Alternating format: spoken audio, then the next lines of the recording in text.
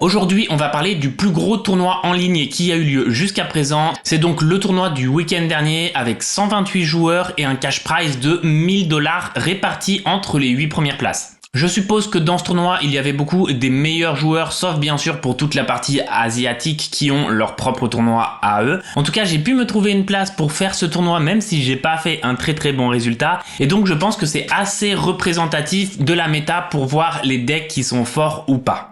On va voir ensemble un petit peu la répartition des légendes choisies par les joueurs qui participaient au tournoi. Et la première chose qu'on peut voir, c'est que l'écrasante majorité des joueurs ont choisi de jouer Kai'Sa. En effet, Kai'Sa c'est un deck très fort, très fun à jouer, pas trop difficile, qui a des bons match-up contre presque tout le monde. Donc c'est pas étonnant que ce soit le deck le plus représenté lors du tournoi. Ensuite, Yi a aussi été beaucoup représenté parce qu'il a fait des bons résultats ces derniers temps. C'est pas non plus un deck très difficile à jouer et il est assez intéressant, donc c'est pas étonnant. En troisième position, on avait Seth qui aussi, lui, a pas mal de joueurs pour Seth. Ensuite, on a Victor. Là, on commence à rentrer dans des decks un petit peu moins joués. La surprise montante de plus en plus, c'est Leona. On est en train de trouver des decklists de plus en plus viables de Leona. Du coup, ça prend de plus en plus de place dans les tournois. On a le Volibear qui est un petit peu représenté, mais bon, au niveau des résultats, c'est vraiment pas encore ça pour Volibear. Ahri qui a aussi une faible représentation. Malheureusement pour Ahri, c'est un deck très fort, mais qui a des match-ups tellement difficile contre certains decks que du coup ça rend assez compliqué le deck pour faire des résultats malheureusement. Teemo qui a que 4% des joueurs, alors que Teemo, je trouve que c'est vraiment un très bon deck. C'est pas du tout au niveau du trio de tête, voire du quatuor de tête, mais c'est vraiment un deck qui est plutôt pas mal aussi Teemo. Miss Fortune avec 4% des joueurs et le Darius avec 3% des joueurs, et le reste devait représenter une proportion trop faible pour qu'il inscrive, mais tout ce qui est Jinx, Yasuo, Lee Sin, Garen, Lux, tout ce qui est vraiment low tier, c'est ici en tout cas low tier en termes de représentation.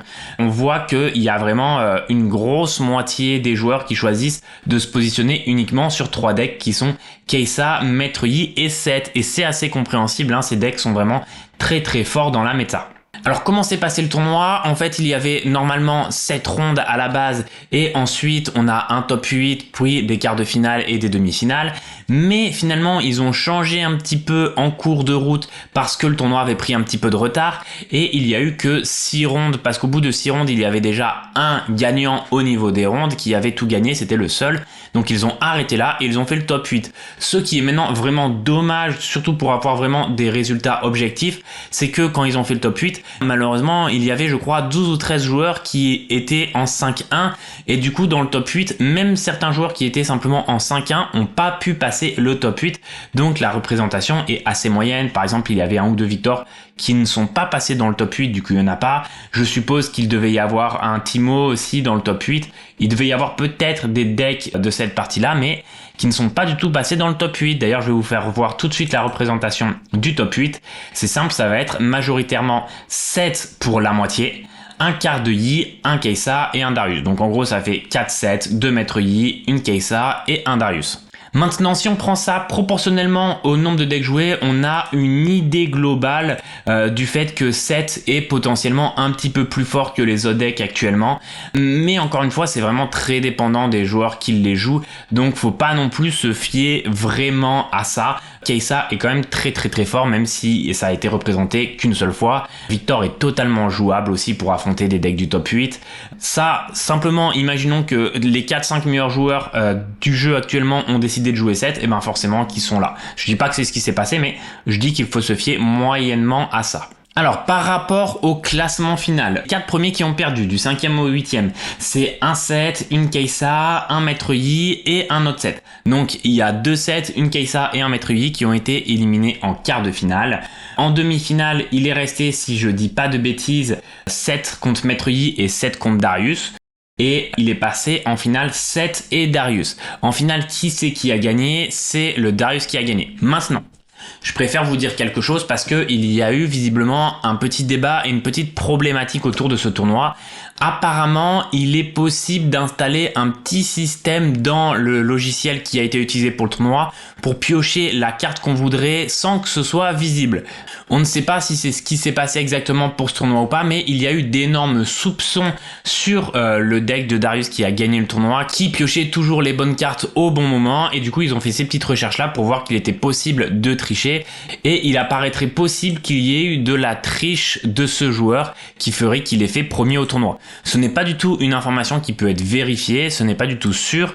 Soit bien évidemment il a triché, soit il aurait eu une chance vraiment énorme, mais il y a des soupçons quand même sur la triche au niveau de ce joueur. J'espère que c'est le logiciel TTS qui est utilisé pour faire le tournoi que ce problème sera réglé, parce que maintenant qu'en plus il a été découvert et mis au grand jour, je suppose que plein de joueurs vont l'utiliser pour tricher assez facilement. Mais en tout cas, si jamais le deck de Darius a triché pour passer premier, c'est vrai que c'est vraiment moyen. Surtout que voilà, le deck Darius, on le considère assez haut tiers depuis le départ, avec peu de performance, parce qu'il me semble bien que c'est ce joueur qui fait les résultats de Darius dans les différents tournois.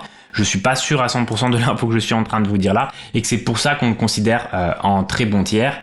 Mais voilà, ne vous dites pas que parce que Darius a gagné le tournoi, Darius c'est le meilleur deck, il a possiblement triché. Mais on peut pas non plus se permettre d'accuser quelqu'un sans avoir de preuves, on ne pourra dans tous les cas pas avoir de preuves, donc on reste là-dessus pour le moment. Et je suppose que ça vous intéresse, donc je vais revenir avec vous sur les decklists, les decks qui sont un petit peu forts dans le tournoi. Il y a premièrement la decklist de ce Darius. C'est quoi le principe en fait? C'est un Darius Hook. Le principe c'est de jouer le Hook qui va permettre tous les tours de remplacer une unité qui est sur le board par une unité beaucoup plus forte dans le deck qui va arriver en jeu et soit rajouter des tokens, soit avoir une unité qui a une might beaucoup plus grande. Par exemple, on va pouvoir tuer une unité qui a 2 de might et aller chercher dans les 5 premières cartes si on a un Draven, et Draven quand on a 4 ou 5 points, il arrive directement en jeu avec 8 de might. Donc tous les tours, potentiellement, on peut aller chercher un Draven ou alors une Vayne qui est très forte aussi dans ces situations-là. On va pouvoir aller chercher aussi cette unité qui, quand elle arrive en jeu, va chercher une unité, elle aussi, du cimetière pour arriver en jeu. Et le but, ça va être vraiment de dépasser l'adversaire avec son board et d'être très agressif pour pouvoir pas laisser à l'adversaire le temps de répondre et finir la partie avec le grand stratagème en finisher pour pouvoir achever l'adversaire. Le deck est extrêmement fort. Pour moi, le problème principal de Darius Hook, c'est quand même quand on n'a pas le hook, je trouve que c'est très moyen. Et malheureusement, comme il n'y a que 3 hooks dans le deck et rien pour aller accélérer la recherche de ce hook, je trouve que le deck manque de constance et surtout, après side, il y a quand même les cartes pour aller détruire les gears. Donc moi, personnellement, je n'aime pas trop ce deck parce que je trouve qu'il manque de constance, mais ça reste un deck qui est très fort quand même. Ensuite, on a eu les sets joués en 4 fois. Alors, les sets, on a quelques decklists différentes, mais je vous montre globalement la decklist du set. Ne vous fiez pas au battlefield, ils ont tous des battlefields différents, mais par contre, le battlefield en commun qui est tout le temps dans tous les sets, c'est bien évidemment celui qui permet de conquérir et d'enlever un buff pour aller piocher une carte. C'est le seul battlefield qui est vraiment le plus important dans le set. Ensuite, vous pouvez mettre les battlefields que vous voulez. Au niveau de la decklist, tous les decks utilisent la même decklist à 2 ou 3 cartes près. C'est celle-là, c'est-à-dire qu'on met des sets oranges, on va jouer entre 1 et 3 sets oranges selon les decks, mais moi, il me paraît nécessaire d'en mettre 3. Les showstoppers, c'est le sort de base de set qui est vraiment très fort. On a la carte qui est très forte aussi pour 1 qui permet de voir la main de l'adversaire et donc d'adapter son jeu en conséquence et de choisir une carte à défausser. Ensuite, le but, c'est d'avoir 12 petites unités pour pouvoir jouer très rapidement tour 1, d'avoir plusieurs spells pour tuer les unités, donc qui sont la Blade et le Challenge. Ensuite, on va avoir cette carte-là qui est très forte, qui permet de la jouer pour 0 si on a un buff et de donner plus 3 à une unité en réaction. On a celle-là qui permet, quand elle arrive en jeu, de buff 2 unités. On a la Qiyana et la Fiora. Fiora qui n'est pas toujours jouée dans tous les decks. Parfois, les decks jouent Snapvine à la place de Fiora. Moi, je trouve que Fiora Qiyana, ça reste extrêmement fort. Pourquoi? Parce que comme vous l'avez vu dans les stats, 25% de Kai'Sa dans le tournoi, c'est le deck qu'on va le plus affronter en tournoi. Et Qiyana et Fiora ont le deflect. Fiora, c'est uniquement quand elle a un buff qu'elle a le deflect, mais du coup c'est très embêtant à tuer pour Kai'Sa parce qu'il lui faut 2 sorts pour aller tuer Qiyana ou Fiora à Kai'Sa, et ces sorts coûtent déjà du recyclage de runes, et quand il en faut 2, souvent ça va lui faire recycler 3 ou 4 runes dans le tour pour pouvoir simplement tuer une unité. C'est pour ça que je trouve Qiyana et Fiora extrêmement fortes actuellement grâce à Kai'Sa. Vous allez voir si je vous montre les autres decklists du set, c'est la même chose. Hein. On a cette decklist là qui est plus ou moins la même. Vous voyez, il y a juste pas Fiora et à la place, il y a cette unité qui nous permet d'aller tuer les autres unités sur les battlefields. La troisième decklist du set, pareil, il n'a pas mis Fiora. Et lui, il a mis un set jaune aussi, c'est intéressant. Je pense qu'il doit estimer que contre certains match-ups, c'est intéressant d'avoir le set jaune à la place du set orange à pouvoir jouer directement sur le board. Et le dernier set, on est sur à peu près la même chose.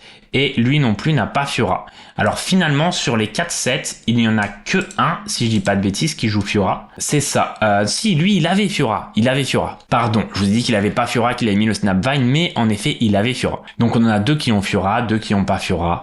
Dans la side, il y a ça qui est très très fort. Les sides sont assez personnels par rapport au match-up des joueurs. Il y en a beaucoup qui jouent le spell qui permet d'annuler tous les dommages de Kai'Sa. Il y en a qui jouent le petit oiseau qui ressemble à Arcticodin qui va mettre les blessures à tous les ennemis sur le champ de bataille lorsqu'on attaque. Il y a d'autres cartes dans la side. Tous les decks jouent un petit peu une side différente. Donc ça va être à vous d'estimer qu'est-ce qui est le meilleur ou pas selon les match-ups. Ensuite, dans ce qu'on avait, il y avait donc les maîtres Yi avec 2 maîtres Yi. Donc le principe de maître Yi, c'est très simple pour ceux qui connaissent pas, c'est de mettre des petites unités, donc on a 9 petites unités, de prendre les battlefields dès le premier tour et de ne plus du tout les lâcher grâce à ces autres spells, jusqu'à arriver à avoir un petit peu plus de runes pour aller mettre là cette fois-ci des gros tons en jeu pour pouvoir récupérer ces battlefields. On va pouvoir finir la partie avec le maître Yi qu'on a en x1 qui permet d'arriver, qui est ready dès qu'il arrive en jeu pour pouvoir prendre le battlefield avec une grosse puissance, donc ça c'est très fort. Les deux decklists, je pense que ce sont plus ou moins exactement les mêmes, hein. Si on voit cette decklist là et la deuxième decklist du maître Yi, oui on a une carte qui change, on a lui qui a rajouté ça, mais globalement toutes les decklists de maître Yi c'est plus ou moins la même chose, c'est-à-dire beaucoup de boost d'unités, des petites unités, le bisou de Harry, le counter spell, le Zonia et vraiment des gros boosts après ça qui met le plus 7 et cette unité qui met le plus 8 pour pouvoir reprendre les battlefields sans trop de difficulté pour marquer les points.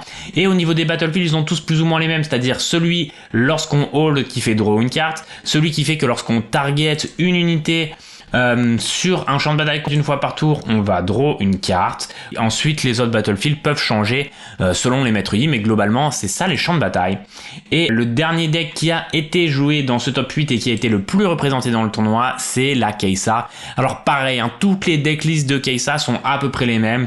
Il y a cette unité là qui change, elle n'est pas jouée par toutes les Kai'Sa. Il y en a qui mettent une Icatiana Reine de base. Là, pour moi, dans cette version du deck, il manque de la Singularity de base. J'adore jouer Singularity dans Kai'Sa, je trouve que c'est vraiment très fort, mais lui ne la joue pas.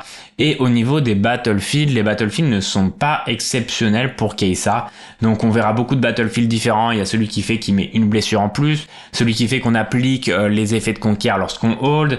Lui, il a décidé de jouer celui-là qui fait que lorsqu'on hold ou lorsqu'on conquiert, je sais plus, on peut ready 2 runes à la fin de notre tour. Il y a celui qui permet, lorsqu'on est en défense, de retirer une unité dans le champ de bataille. Il n'y a pas des battlefields qui sont vraiment extrêmement forts pour Kai'Sa. Les points forts du deck, donc, c'est de jouer beaucoup de blast avec cette carte, cette carte, cette carte et des cartes qui diminuent la power avec celle-là et celle-là, et on joue la cleave pour augmenter la power sur certaines unités, avec beaucoup d'unités qu'on va pouvoir jouer dès le premier tour. Donc lui, il y en a, on essaye d'en avoir au moins 6 et 9 si possible. Lui, il a le Student, celle qui fait draw, il a mis un petit poro, et ensuite tout ce qu'on veut c'est finir de marquer les points avec les unités qui ont accelerate, c'est-à-dire celle-là, celle-là et celle-là. Parce qu'au départ, on marque les points très facilement parce qu'on pose ces petites unités et on tue les unités adverses. Donc on marque les 3, 4, 5 premiers points assez facilement et on finit avec de l'Accelerate et avec cette carte qui est notre meilleur finisher, qui a très très peu de réponses adverses. Sinon il y a le Darius aussi pour essayer de finir un peu les games. Quand on met Darius plus une cleave à 7, on attaque à 10, c'est très difficile à défendre le battlefield. On a ça qui est joué. Moi je préfère Singularity que ça, mais ça se discute. C'est certainement très fort aussi, peut-être même plus. Ça dépend aussi, chacun a ses petites préférences hein, selon les decks, mais globalement il a une très bonne decklist et tout le monde je pense a plus ou moins la même decklist de Kai'Sa. Donc voilà pour cette petite analyse du tournoi à 1000 $ qui me paraissait importante puisque c'est le plus gros tournoi qu'on a eu jusqu'à présent. Actuellement, à l'heure où je suis en train de tourner cette vidéo, il y a aussi les premiers régionaux en Chine. Là, cette fois-ci, on a plus de joueurs. Il me semble qu'on a 400 joueurs sur les régionaux en Chine et le tournoi sera certainement plus représentatif parce que chez eux, le jeu est déjà sorti depuis un mois. Donc, je pense qu'on débriefera vraiment de la méta des decks forts lorsqu'on aura les résultats du tournoi chinois mois. En tout cas voilà, si vous voulez suivre l'actualité sur Riftbound, n'hésitez pas à vous abonner. Je vais essayer dans les prochaines vidéos de vous mettre aussi des gameplays parce qu'il manque beaucoup de vidéos de gameplay sur ma chaîne. En tout cas, merci de me suivre et à la prochaine vidéo.